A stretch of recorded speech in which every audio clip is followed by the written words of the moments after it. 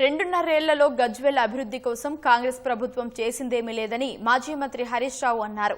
ఈ నెల 11న జరగనున్న మున్సిపల్ ఎన్నికల కోసం సిద్దిపేట జిల్లా గజ్వేల్లో పర్యటించిన ఆయన హామీలు నెరవేర్చడంలో కాంగ్రెస్ విఫలమైందని ఆరోపించారు. షాదీ ముబారక్, కళ్యాణ లక్ష్మి పథకాలని పట్టించుకోలేదని అన్నారు. ఎన్నికల సమయంలో రైతు బంధు ఇస్తామని ఓట్లు వేయించుకుని ఇప్పుడు మాట తప్పారని హరీష్ రావు ఎద్దేవా చేశారు. నెల 11వ తేదీన ఓటు ఎవరికి వేయాలి?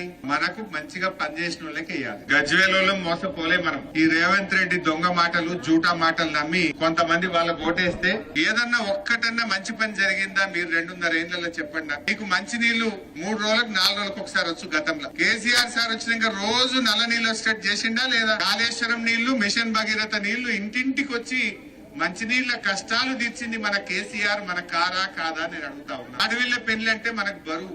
ఇలా పేదింటి ఆడపిల్ల పెళ్లికి కళ్యాణ లక్ష్మి, షాదీ ముబారక్ ఎవరిచ్చిండ్రు? ఇలా రేవంత్ రెడ్డి ఏమన్నాడు? గెలిస్తే తులం బంగారం కలుపుతా. కేసీఆర్ లక్షనే ఇచ్చిండు, తులం కలుపుతా అన్నాడు. కలిపిండా? నోరిప్పితే అబద్దాలే మాట్లాడతాడు, నోరిప్పితే బూతులే మాట్లాడతాడు.